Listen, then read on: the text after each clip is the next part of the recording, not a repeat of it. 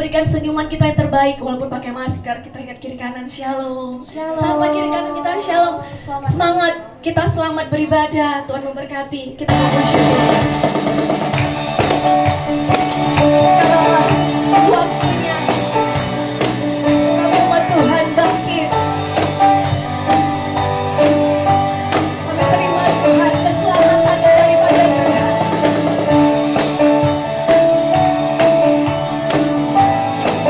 Mari sama-sama katakan. Sekarang bangkitlah, keselamatan dan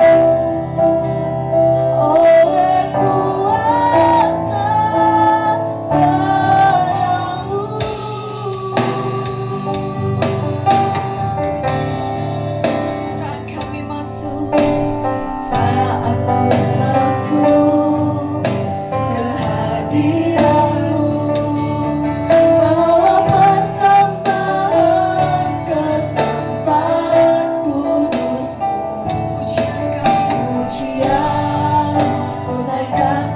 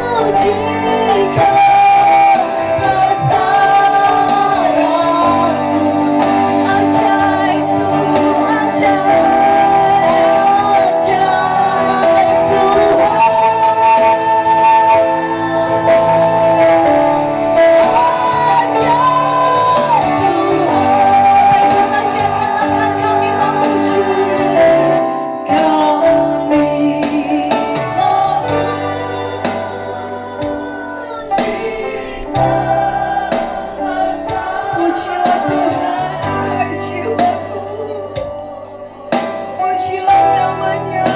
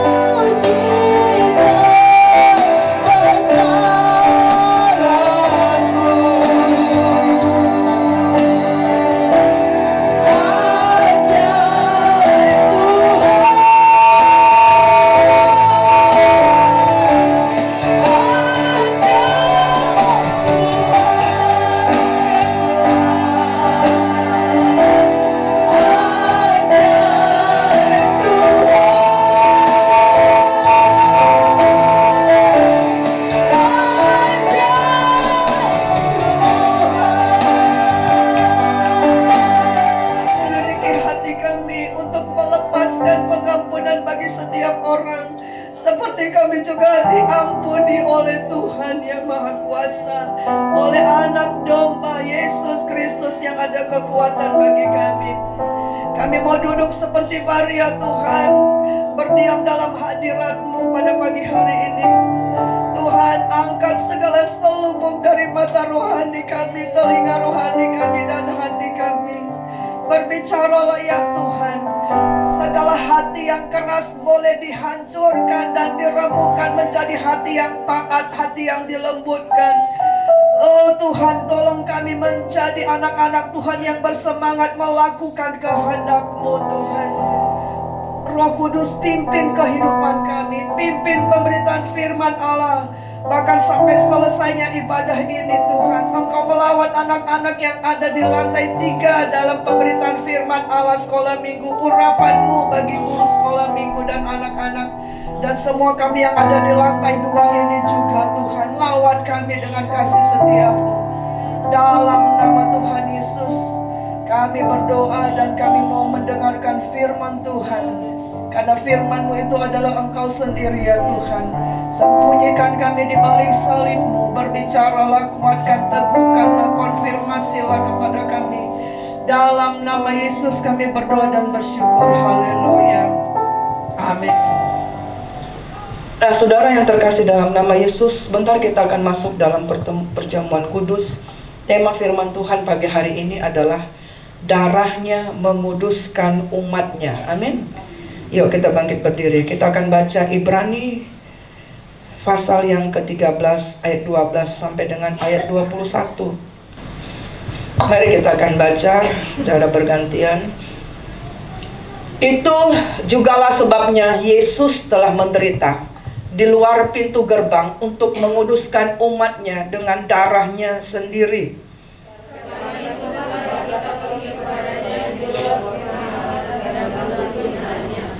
Sebab di sini kita tidak mempunyai tempat tinggal yang tetap. Kita mencari kota yang akan datang.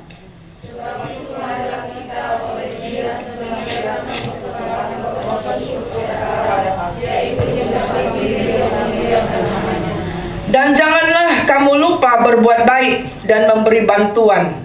Sebab korban-korban yang demikianlah yang berkenan kepada Allah.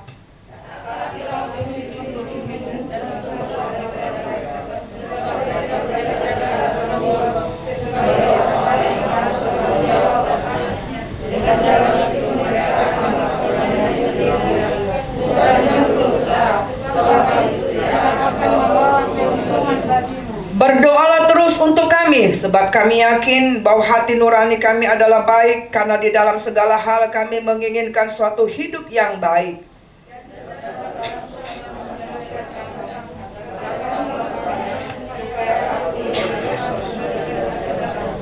Ayat 20-21 sama-sama.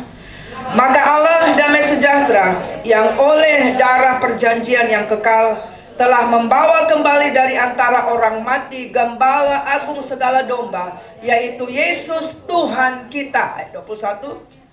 Kiranya memperlengkapi kamu dengan segala yang baik untuk melakukan kehendak-Nya dan mengerjakan di dalam kita apa yang berkenan kepadanya oleh Yesus Kristus. Bagi Dialah kemuliaan sampai selama-lamanya. Amin. Silakan duduk saudara yang terkasih dalam nama Yesus. Saudara yang kekasih di dalam nama Tuhan Yesus, firman Tuhan pada hari ini adalah darahnya menguduskan umatnya. Setiap orang di dunia ini pasti pernah melihat dan mengerti bahwa memang Allah turun secara manusia. Kenapa? Karena yang mau ditebus adalah manusia. Karena manusia ini kalau dia tidak lihat, tidak pegang, tidak menyaksikan, gak bisa percaya. Imannya iman Thomas, betul gak ya kan? Kan kalau misalnya, betulkah kau sayang aku? Apa buktinya? Wah, manusia itu memang begitu, pengen bukti. Oleh karena itu makanya Allah dikatakan turun dari surga. Hanya untuk mengasih tahu, ini loh aku itu ada. Ya. Allah yang berfirman yang menjadikan alam semesta itu hadir secara wujud manusia. Dan kemudian dia hadir bukan hanya sembarang hadir, tapi punya visi. Visi untuk apa? Untuk menyelamatkan orang yang percaya kepadanya. Jadi saudara, Yohanes 3 ayat 16 itu hanya berlaku bagi orang yang percaya. Walaupun dikatakan sangat besar kasih Allah akan dunia ini, supaya yang percaya. Jadi walaupun kasih kepada dunia ini Tuhan mati untuk seluruh umat manusia, tapi kalau orang itu tidak mau buka hati, tidak percaya, tidak terjadi keselamatan itu bagi dia. Ngerti ya saudara ya? Nggak terjadi. Walaupun dia Kristen ya, agama tidak membawa keselamatan, hanya percaya di dalam nama Yesus saudara. Makanya saudara, setelah itu, setelah dia mati bagi kita untuk melepaskan kita dari kutuk dosa, melepaskan kita dari cengkeraman iblis, melepaskan kita dari kedagingan kita yang selalu membawa kita kepada kesusahan, menjadi jauh daripada Tuhan. Tapi tidak cukup hanya di situ saudara. Ketika Tuhan telah mati bagi kita, telah menebus saudara dengan saya, Dia menguduskan kita. Dan ayat ini mengatakan Dia menguduskan umatnya. Itu ya saudara. Jadi ketika seseorang, ketika dunia membuka hati, menerima Yesus sebagai Tuhan dan Juru Selamat, percaya bahwa Dia adalah Allah, Dia adalah Tuhan, Dia Allah menciptakan segala semesta, Dia yang awal dan yang akhir, yang memegang kehidupan kita. Segala sesuatu ada hanya karena Dia. Saudara, keselamatan itu kita hanya bisa sampai surga hanya melalui Yesus saja. Dan orang itu percaya akan menerima pengampunan, mengakui segala dosa, saudara. Tetapi tidak cukup setelah kita telah ditebus dengan darah Yesus. Ada yang namanya pengudusan. Kita menjadi umatnya, saudara. Kita menjadi umatnya. Ya. Nah saudara, kita baca yang pertama ini saudara. Apa yang akan kita pelajari pada hari ini? Yang pertama dalam Ibrani 13 ayat 12 berkata begini. Kuasa darah Yesus, sama-sama yuk, menguduskan umatnya. Ayat itu berkata begini, ayat 12 ya. Saya akan ulang kembali baca. Itu jugalah sebabnya Yesus telah menderita di luar pintu gerbang untuk menguduskan umatnya dengan darahnya sendiri. Jadi ini melatar belakangi bahwa ibadah perjanjian yang lama sebelum Allah itu turun ke dunia adalah bahwa setiap orang akan membawa korban domba yang tidak bercacat, yang 1 tahun jantan tidak bercacat kepada Tuhan, harus ada darah yang tercurah. Kenapa? Karena darah berbicara nyawa. Kalau orang sedang sekarat, saudara, di rumah sakit, maka akan ditambah transfusi darah. Kenapa? Di darah itu ada nutrisi, di darah itu ada sel-sel ya yang membaharui organ tubuh kita.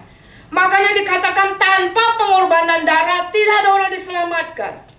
Itu makanya Allah harus turun menjadi manusia, dan ayat itu berkata dia mengorbankan darahnya sendiri.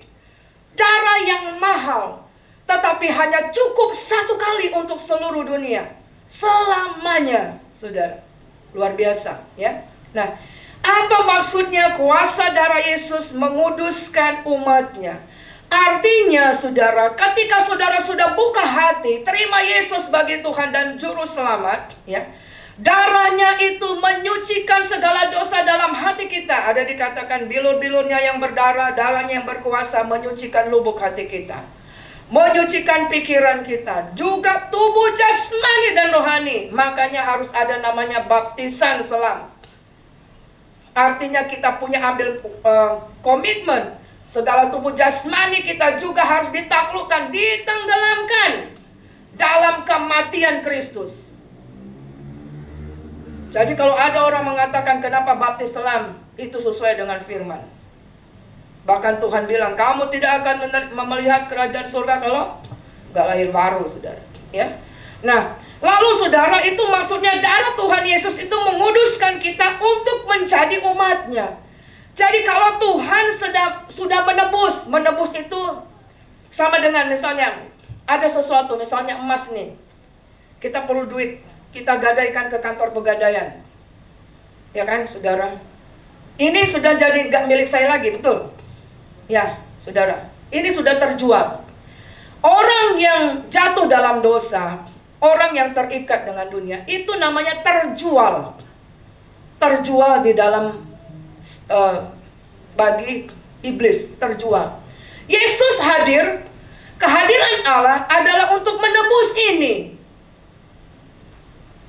sehingga tidak jadi milik iblis lagi. Ngerti saudara ya? Sehingga ini saya tebus, emas tadi itu ini pegadaian, saya tebus menjadi milik saya kembali. Allah menciptakan kita segambar dan serupa Allah. Tapi karena dosa, kita jadi terlepas dari Tuhan. Allah hadir sebagai manusia, secara Tuhan juga 100%. Dia melakukan penebusan bagi engkau dan saya, pengampunan dosa. Sehingga kita yang tadinya terlepas dari Tuhan, kembali menjadi milik Tuhan. Dan setelah menjadi milik Tuhan, tadinya kita berlumuran dengan dosa. Saya nggak bawa itu, apa itu namanya, tanah tadi ya. Misalnya ini deh, ini misalnya saudara anggap ini pot berisi tanah. Kalau dia ini misalnya tanaman ini, benda ini ada di sini semua, saya menebus, maka ini saya harus keluarkan dia dari sini. Oke, saya keluarkan dan saya harus bersihkan. Baru itu menjadi milik saya. Itulah yang namanya proses pengudusan itu menjadi umat Tuhan. Jadi saudara, karya Yesus di kayu salib bukan hanya menebus kita. Aku udah disucikan dari dosa, cukup sampai situ. Tidak. Tapi Tuhan mau kita menjadi umatnya. Makanya ada dikatakan digembalakan. Dialah gembala yang agung. Tadi ayat berapa? Membawa gembala yang agung, yaitu Yesus. Itu saudara, dia menjadi pemimpin kita, dia yang menguasai hidup kita. Nah, darah Tuhan Yesus menguduskan kita untuk menjadi umatnya. Artinya hidup kita digembalakan olehnya. Hidup kita dipersiapkan untuk masuk dalam kerajaan Allah, umatnya. Kenapa kita setelah kita ditebus dengan darah Yesus, dikuduskan, disucikan, adalah untuk berada bersama dengan Tuhan, digembalakan, disisihkan. Kenapa? Karena kita akan menjadi umatnya, umat yang menjadi warga kerajaan surga. Nah, apa yang dimaksud dikuduskan di sini? Dikuduskan hanya oleh kuasa darah Yesus. Artinya kita dibebaskan, kita diampuni setiap orang yang percaya kepadanya. Betul, kasih Allah kepada seluruh umat manusia di dunia ini, siapapun dia. Tetapi kalau orang itu tidak percaya, ya tidak jadi. Tidak ada pengudusan, tidak ada keselamatan.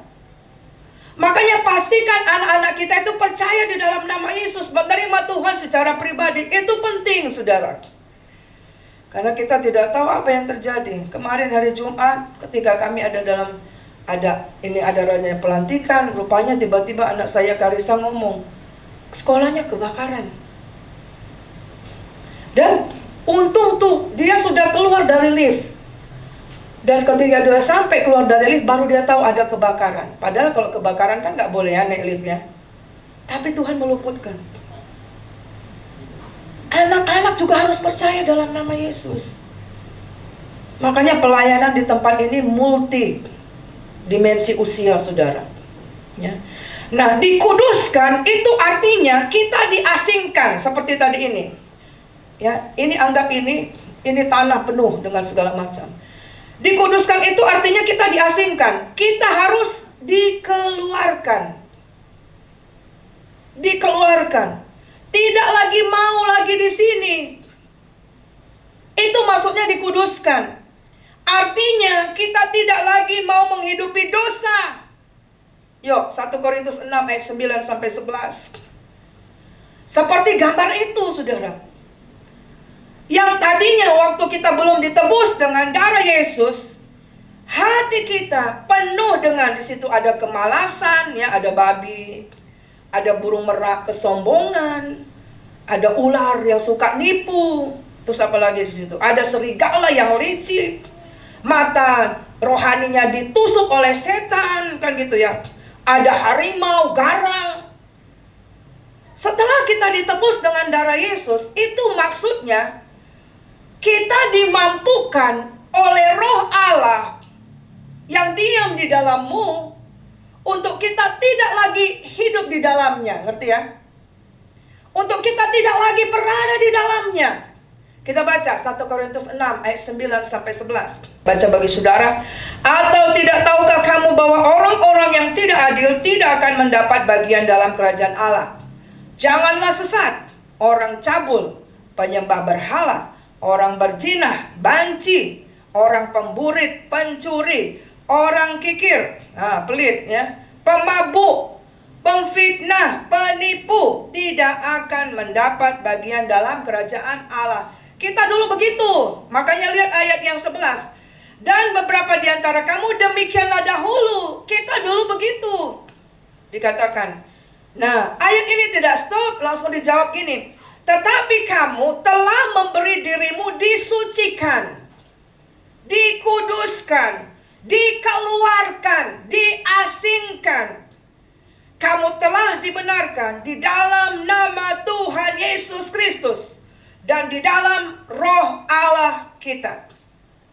Jadi pengudusan berarti kita harus diasingkan, kita harus keluar. Kita harus tidak mau lagi melakukan menghidupi dosa itu, saudara. Dan karya salib berbicara adalah panggilan untuk hidup kudus. Korban Yesus di kayu salib 2000 tahun yang lalu adalah supaya kita, engkau dan saya menjadi umatnya dan hidup dalam panggilan hidup kudus. Kematian Kristus cukup satu kali selamanya, saudara. Kita baca Ibrani 10 ayat 10. Oke, yang sudah dapat mari akan baca bersama-sama. Ibrani 10 ayat 10. 1, 2 ya.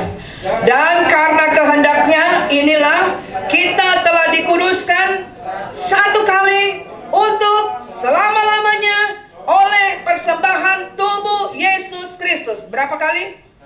Satu kali. Jadi kalau ada gereja, ada ajaran yang mengatakan Yesus belum datang, rugi.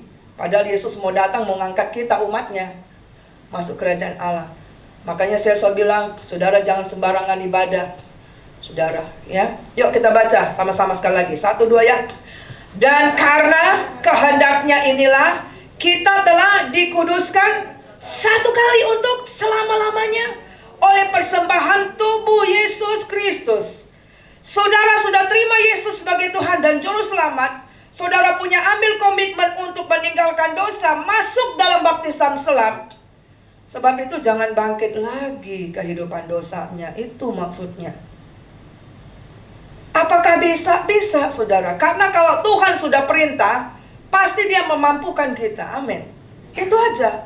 Kalau Tuhan bilang, kuduslah kamu, maka karena aku kudus, itu berarti Tuhan mampukan kita. Karena ada rohnya di dalam kita. Ada hadirat Tuhan dalam kita. Itu yang memampukan. Kenapa kematian Yesus di kayu salib adalah selain menebus kita, menyucikan kita, tapi menguduskan kita. Kenapa saudara? Kenapa panggilan kekudusan itu adalah karya keselamatan? Karena saudara, dosa itu selalu membawa kepada penderitaan. Betul apa enggak? Contoh, sederhana aja, orang yang suka bohong. Dari apa yang pernah kita layani, ya kan saudara? Menderita enggak? Orang yang suka bohong menderita enggak, dipercaya orang, ya kan? Rezekinya pun enggak datang. Pembohongnya itu enggak usah kasih pekerjaan sama dia, kan gitu. Karena ada firman Tuhan dikatakan, orang yang dipercaya mendapat banyak berkat. Itu salah satu ayat hafalan di early morning prayer. Ya. Misalnya, dia suka mabuk-mabuk. Tadi pemabuk ada disebutkan, percabulan. Dia nggak setia sama istri dan atau suaminya. Membawa penderitaan nggak saudara? Membawa nggak? Membawa. Jadi dosa itu membawa kepada penderitaan. Itu makanya ketika Tuhan sudah mati di kayu salib, menebus kita dengan darahnya yang mahal, maka Tuhan mau kita jangan kembali lagi dalam hidup yang lama. Amin. Halo? Bilang dulu, jangan kembali dalam hidup yang lama. Ya, saudaraku yang terkasih di dalam nama Yesus, ayat itu berkata, maka Allah menderita di luar pintu gerbang untuk melakukan pengudusan umatnya. Ini berbicara apa? Bahwa umatnya juga harus keluar dari dosa. Yuk, Yohanes 17 ayat 9. Kita baca Yohanes 17 ayat 19. Oke, 1, 2 ya. Dan aku menguduskan diriku bagi mereka, supaya mereka pun dikuduskan dalam kebenaran. Kalau kita sudah ditebus dengan darah Yesus, percaya bahwa Yesus menyelamatkan kita, maka tidak stop sampai di situ. Tetapi ingat bahwa Tuhan sudah keluar di pintu gerbang untuk menderita. Maka itu berarti kita juga umatnya harus keluar dari dosa yang membawa kita kepada penderitaan. Dikuduskan di dalam kebenaran. Nah, saudara, bagaimana Tuhan melakukan pengudusan? Bagaimana saudara? Ketika kita sudah terima Yesus sebagai Tuhan dan Juru Selamat, maka kita akan mengalami penderitaan. Penderitaan apa? Pertama itu diawali dengan kata-kata yang tidak baik yang kau akan dengar. Misalnya, pada hari Kamisnya itu, sok-sokannya itu, ya kan? Mari kita baca Daniel 12 ayat 10. Jadi jiwa saudara dulu diteror, ditekan, diintimidasi. Ya kan saudara? Baru nanti masuk kepada yang lain saudara. Daniel 12 ayat 10. Oke, 1, 2 ya. Banyak orang akan disucikan dan dimurnikan dan diuji. Tetapi orang-orang fasik akan berlaku fasik. Tidak seorang pun dari orang fasik itu akan memahaminya, tetapi orang-orang bijaksana akan memahaminya. Jadi saudara, bagaimana proses pengudusan kita menjadi umat Tuhan, menjadi warga kerajaan surga yang akan siap masuk dalam kerajaan surga adalah melalui pemurnian, ujian, disucikan, dimurnikan. Sama dengan kalau misalnya ini tadi ini ada di dalam ini. Proses pemurnian kita harus bawa ke air, ya kan? Kalau ada nempel-nempel kerak-kerak kita ambil, gosok, betul nggak saudara? Kita kerat sampai dia akan keluar, kan begitu? Persoalan, masalah, penderitaan itu dipakai untuk memurnikan orang-orang benar. Amin. Iya, saudara. Makanya dikatakan orang bijaksana akan memahaminya, bahwa itu adalah proses untuk kita menjadi kembali serupa dengan Kristus.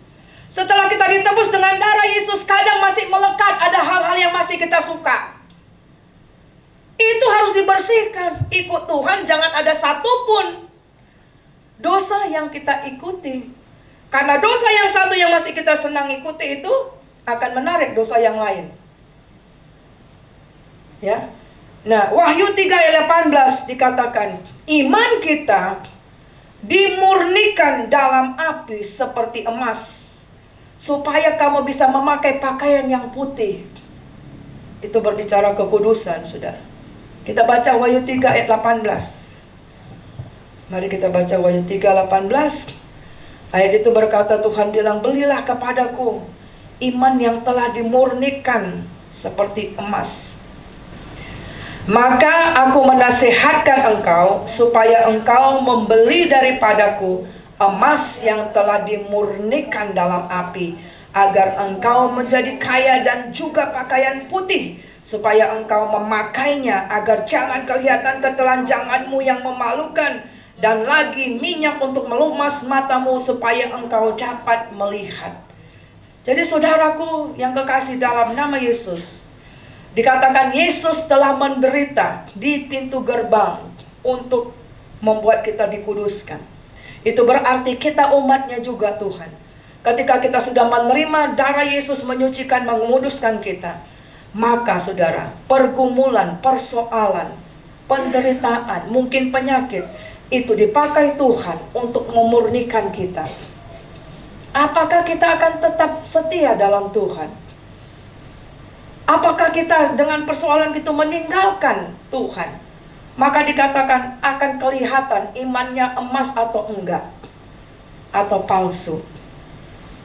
Itu Wahyu 3 ayat 18. Nah, saudara yang terkasih dalam nama Yesus, pengudusan yang kita terima, hanya pengudusan yang kita terima yang menjadikan kita umatnya, itu hanya bisa dilakukan dengan selalu pergi kepadanya. Ibrani 13 ayat 13 dikatakan begini, marilah kita pergi kepadanya, ya. Saya akan ulang bacakan di sini. Ibrani 13 ayat 13 berkata begini, karena itu marilah kita pergi kepadanya di luar perkemahan dan menanggung kehinaannya. Jadi orang yang sudah dikuduskan, sudah disucikan dengan darah Yesus, ada konsep apa? Menanggung kehinaan itu, salib itu. Karena dikatakan salib itu ternyata baik, membuat kita selalu berharap bersandar kepada Tuhan. Makanya dikatakan bagaimana kita tetap hidup dalam kekudusan sebagai umatnya. Tidak ada yang lain, dikatakan ini hanya bisa dilakukan dengan selalu pergi kepadanya. Marilah kita pergi kepadanya. Artinya dengan sengaja. Apa maksudnya? Artinya firman Allah harus memenuhi hidup kita. Dan rohnya yang kudus memimpin setiap detil hidup kita. Itulah pengudusan. Yohanes 1 ayat 1. Mazmur 119 ayat 9 sampai 11. Itu yang dimaksud pergi kepadanya. Artinya setiap detil dalam hidup kita, setiap saat, tidak kita mengizinkan iblis menguasai dan ambil alih. Kapan itu? Kalau kita selalu ada firman di pikiran, firman di hati, firman di mulut, firman dalam kehidupan kita. Amin, saudara. Ya, makanya saudara, Dalam bulan-bulan ini saya membentuk kelompok sel online. Supaya apa? Supaya saudara akan terbuka di situ, mengasih tahu di situ, dengan hanya 3 orang di situ, apa yang menjadi kendala sehingga engkau tidak hidup dalam hadirat Tuhan, tidak dalam kekudusan. Jangan malu dengan masalah, karena tidak ada seorang pun yang mengundang masalah, tapi masalah datang sendiri, betul? Masalah nggak ada yang memalukan. Yang memalukan kalau kita buat dosa. Halo? Amin? Ya. Nah, saudaraku yang terkasih, mari kita belajar. Ada 3 cara tetap bagaimana hidup dalam pengudusan dan menjadi umatnya. Yang pertama adalah di dalam Ibrani 13 ayat 14 yang di bawahnya.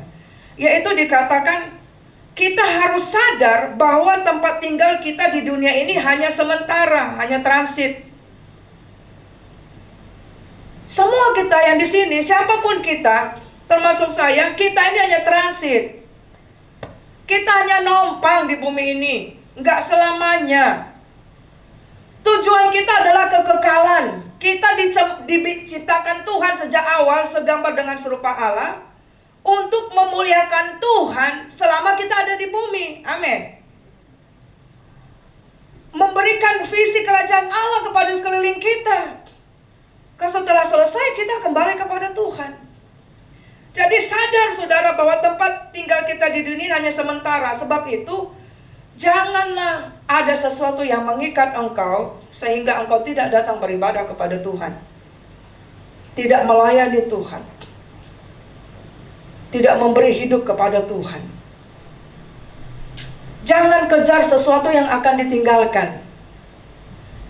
Kita mengejar sesuatu yang nanti kita tinggalkan. Orang mengejar jabatan, orang mengejar kedudukan, mengejar emas sebanyak-banyaknya. Kemana? Mencari sesuap nasi dan segenggam berlian, kan gitu ya. Padahal itu akan ditinggalkan. Tapi orang banting tulang. Tuhan sudah kasih 6 hari bekerja, hari ke-7 juga banting tulang, saudara. Akhirnya ya sakit, kan gitu ya. Padahal semua itu akan ditinggalkan. Tapi kita tidak mau mengejar sesuatu yang akan kekal. Surga yang kekal. Nah, ya. Nah, tanpa itu kita nggak datang kepada Tuhan, nggak mungkin kita hidup dalam kekudusan. Ya.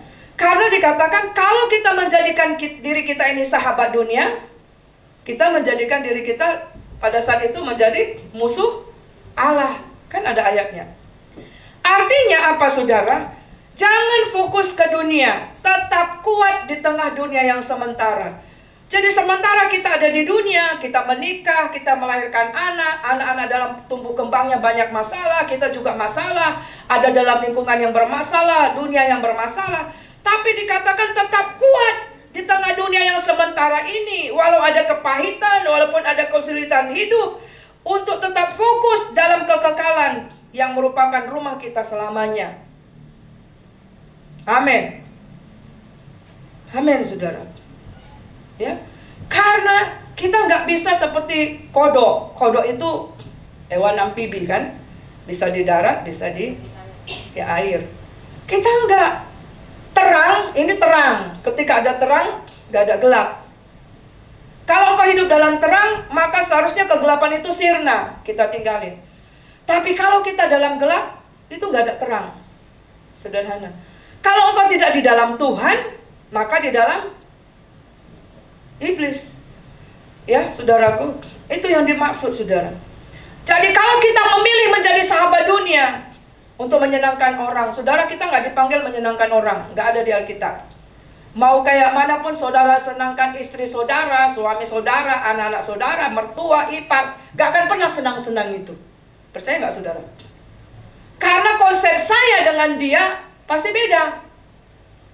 Kemarin ada yang kami layani, suaminya baru meninggal 5 bulan yang lalu. Dia bilang, aduh, aku sudah lakukan segala hal, adat segala macam waktu meninggal, tapi pihak iparku masih belum. Nah, saudara, kita nggak bisa menyenangkan orang, nggak dipanggil. Tapi kita dipanggil untuk menyenangkan hati Tuhan. Firman Tuhan bilang, kalau kita berkenan kepada Tuhan, orang pun akan berkenan kepada saudara. Percaya nggak, saudara?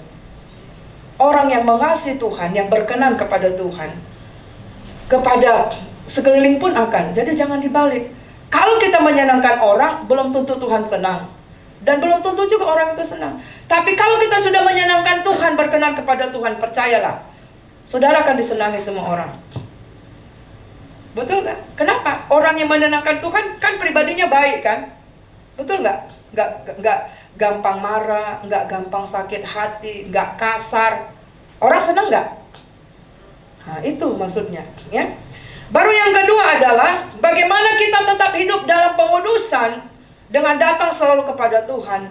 Ayat itu berkata, ayat 15, yaitu hendaklah bibir kita. Jadi ucapan bibir itu harus penuh ucapan syukur dan memuliakan Allah.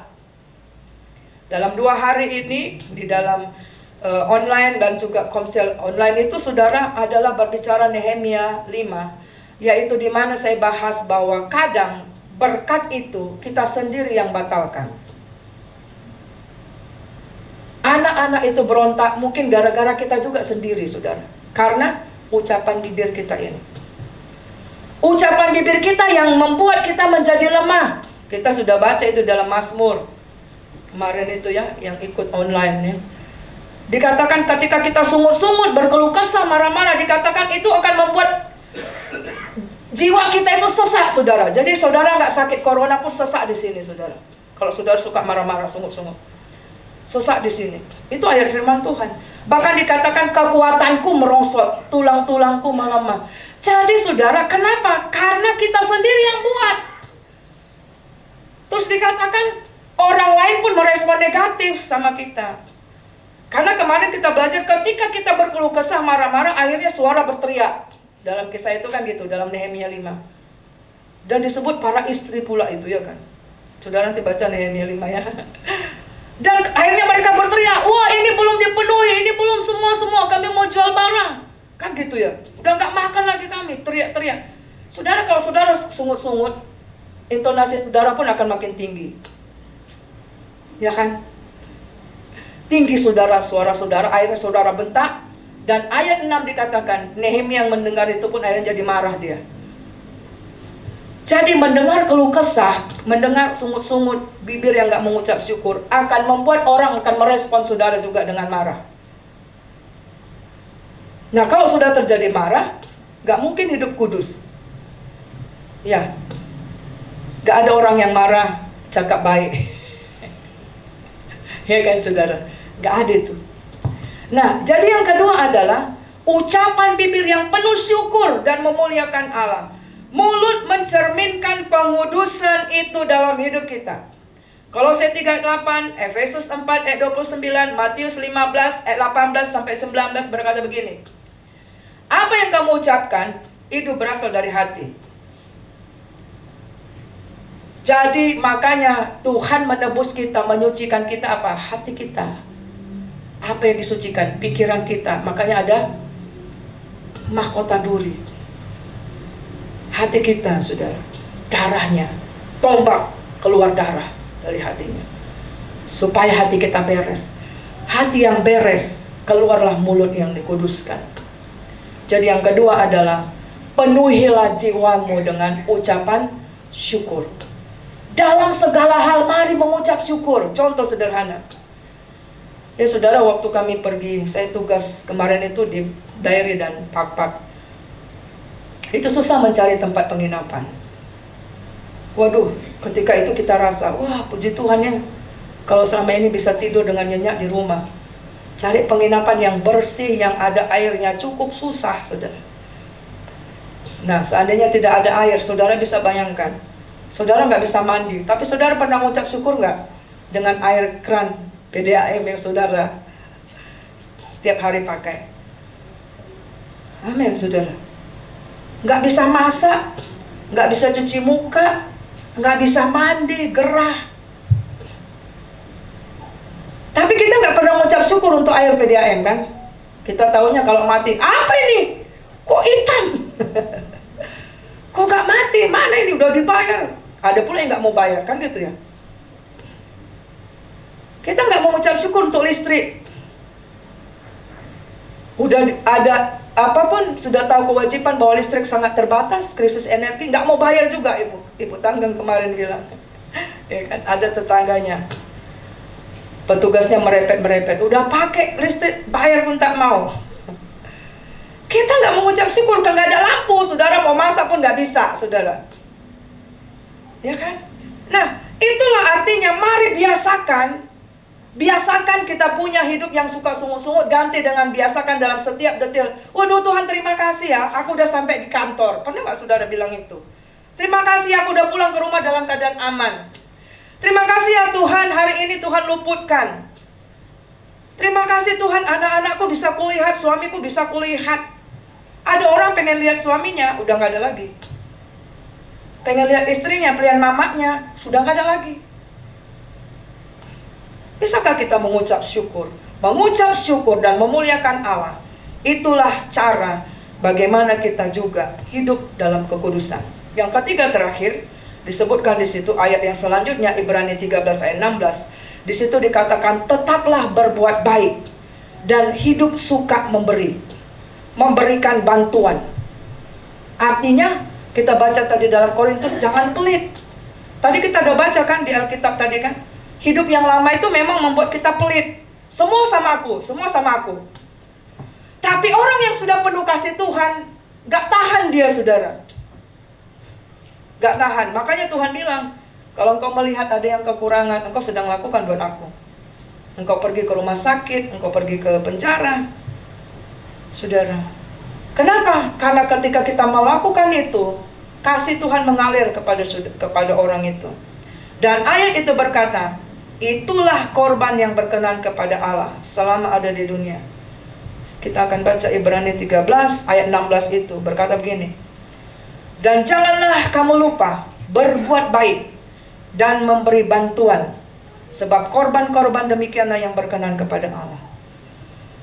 Jadi saudara, kalau kita sudah terima Yesus, hati kita penuh dengan kasih Tuhan, hati kita nggak tahan, hati kita itu ingin memberi yang terbaik.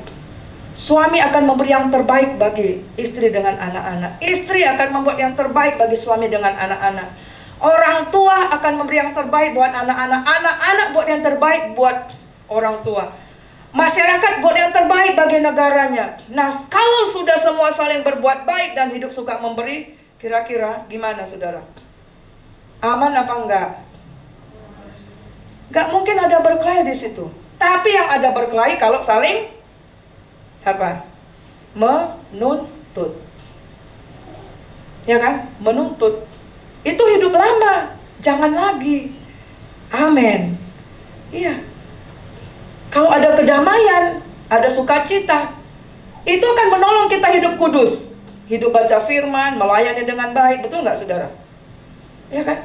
Nah, ayo, mari kita akan merenungkan firman Tuhan. Umat yang dikuduskan oleh Allah terpancar dari hidupnya ketika ia memperlakukan orang lain.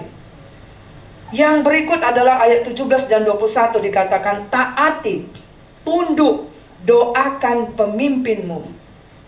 Karena dikatakan dia berjaga-jaga atas jiwamu supaya selalu dalam kekudusan Tuhan.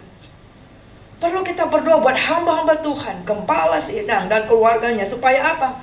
Karena dia terus berdoa membuat nama saudara dan anak-anak saudara berseru kepada Tuhan.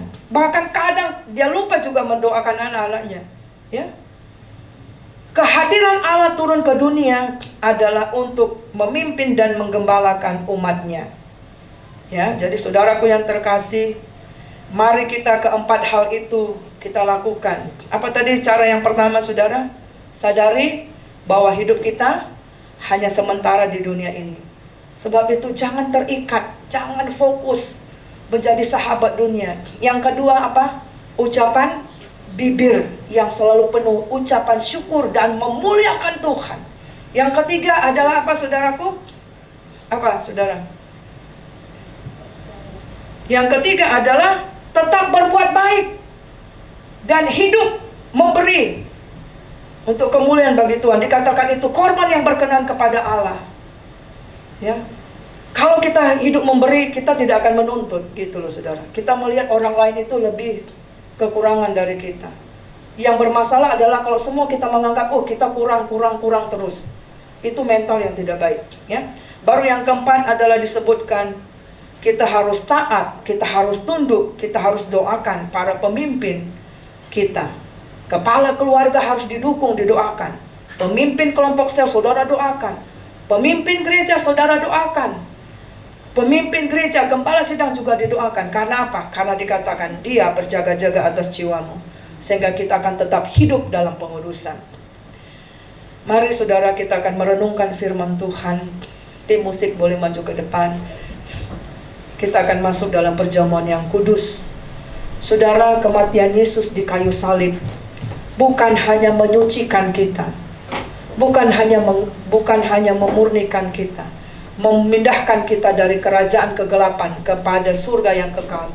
Tapi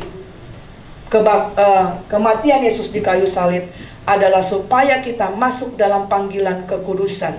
Kita dikuduskan sebagai umatnya. Amin, saudara. Mari kita akan bangkit berdiri. Dan sebelum kita akan sebelum kita akan masuk dalam perjamuan, firman Tuhan bilang, saudara, dalam 1 Korintus, kita harus menguji diri kita. Jangan asal terima-terima perjamuan kudus, tapi dikatakan uji dirimu. Minta ampun kepada Tuhan. Minta ampun dan punya komitmen, Tuhan, aku mau menjadi hidup dalam kekudusan. Sebagai suami, sebagai istri, sebagai anak, sebagai pegawai, sebagai pelayan, aku mau hidup dalam kekudusan-Mu, Tuhan. Amin, saudara. Terima kasih, Tuhan. Terima kasih buat darah Yesus yang menyucikan, menguduskan, menebus kami, ya Tuhan, sehingga kami dimampukan hidup dalam kekudusan-Mu. Darah-Mu Yesus yang menguatkan, menghiburkan, dan menopang kami.